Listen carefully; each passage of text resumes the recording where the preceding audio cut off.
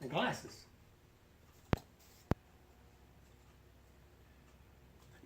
Hello, USA!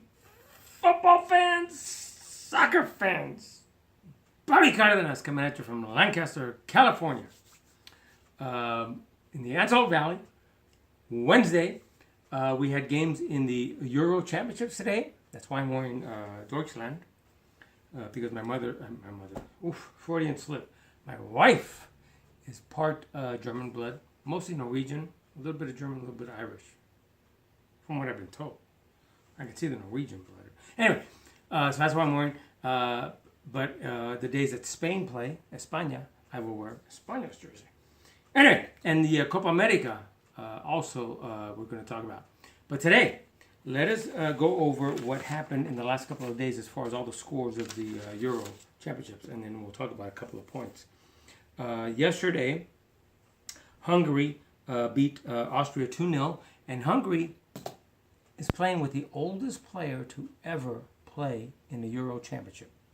He's their goalkeeper. He's 40 years old, and he plays with these gray sweats.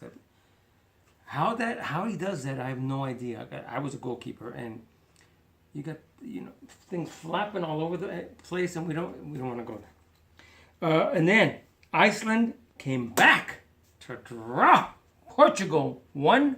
And let me tell you something. Ronaldo came out after the game and made a couple of statements that I don't understand.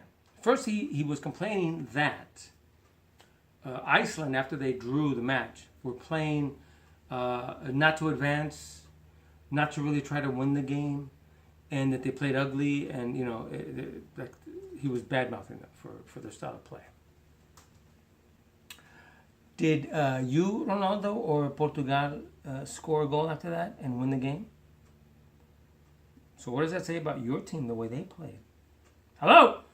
Then he complained that when Iceland scored their goal, that the fans in the stands were celebrating as though they had just won the World Cup. Well, let me tell you something. First of all, what difference does it matter to you how their fans celebrate? Who cares how you celebrate? And when you do so pretty arrogantly, as far as most people are concerned, right? Cut them some slack. They are a country, a small little island nation. Iceland, part of the Scandinavian nations. Norway, Sweden, Denmark. I don't know why they don't include Finland as part of it. Anyway, their whole population is 330,000 people. They have 30,000 of these people over there in Europe right now watching these games. In the stands, at the fan zones. 1/10 of their population's over. They're excited. So Ronaldo, just concentrate on your freaking playing.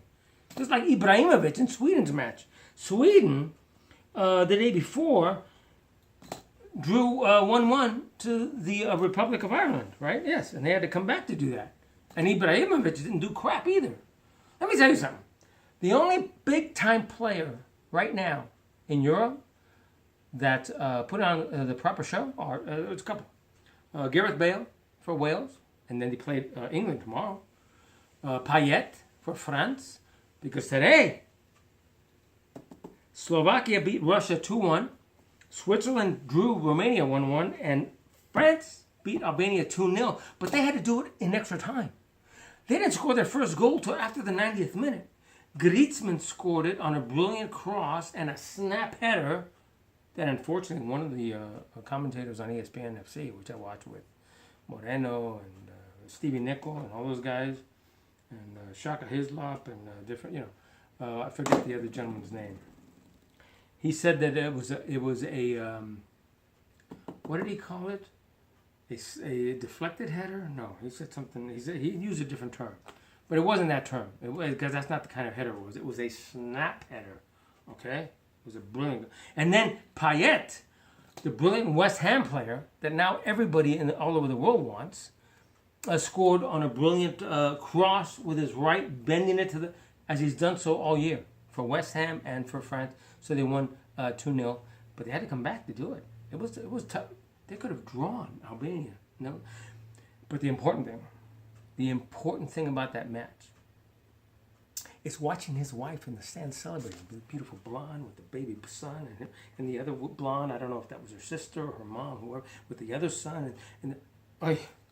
Anyway, so tomorrow, like I said, Wales plays England, Northern Ireland plays Ukraine, and Poland plays Deutschland. It's going to be a brilliant game. And then later on, when the next day, Spain plays Turkey, then I'll wear Spain. But the USA plays tomorrow. Let's go to Copa America. Plays tomorrow against Ecuador on Fox Sports 1. If you have DirecTV, it's 219 at 6:30. The next day, Friday, Peru plays Colombia at 5 p.m. on Fox Sports 1. And then the other two quarterfinals are Saturday. Argentina takes on Venezuela. Mexico takes on Chile. And if Argentina beats Venezuela and U.S. beats Ecuador, they'll meet in the semifinals. And if Mexico gets back by Chile and Colombia beats Peru, they'll meet in the semifinals. Wow. USA right now is ranked 7th out of the top 18, out of the remaining 8 teams. Not impossible, but woofa. And let me tell you something. As far as the big name players around the world, who's doing well right now? Messi. Lionel Messi for Argentina. Chicharito's doing well too for Mexico. And Mexico's actually doing very well. Mexico's playing brilliantly. But Argentina, Lionel Messi comes in as a substitute in the second game, scores 3 goals in a matter of a few minutes. What have Ronaldo or Ibrahimovic done? Nothing. 0. So, that's why I love Lionel Messi. I really think he's the best player right now. He's the best player of our generation. And if the USA cannot advance to the finals and win the Copa America, I mean, it would be a long shot. And if they were to do it, it would be brilliant. But if they can't, even though my father's from Mexico, I would love to see Argentina do it simply for Lionel Messi. Because I think he's a brilliant player on and off the pitch and the way he conducts himself. So that's it. The only other thing was Sepp Blatter came out yesterday and talked about how he saw a European tournament draw fixed that involved an Italian side. So that means it would have had to have been an Italian club. So it would have either been a Europa League tournament or the UEFA Champions League tournament. And how did they draw? How did they fix it? The way they draw is they have these bowls and they have different pots, different teams like the seeded teams in different groups, and they pick one out of each bowl. And the balls are white, but they're about this big. And when they pull them out and they open them up, there's a piece of paper with the name of the team. And then they put them into the various groups. Well, apparently, and I'm thinking to myself, how would they fix these things? It's actually a brilliant idea when you think about it. The balls were hot or cold in the bowls, and the guys that were picking them had to be in on it. And depending on which way they wanted it to go, either pick the hot ball or the cold ball. Is that friggin' phenomenal? I mean, that's pretty interesting. Okay, so say no to racism. Always say no to racism. And go USA tomorrow. We have to end up in the semifinal. We just have to. We can beat Ecuador, okay? So I believe that we can win. So do they. See you tomorrow.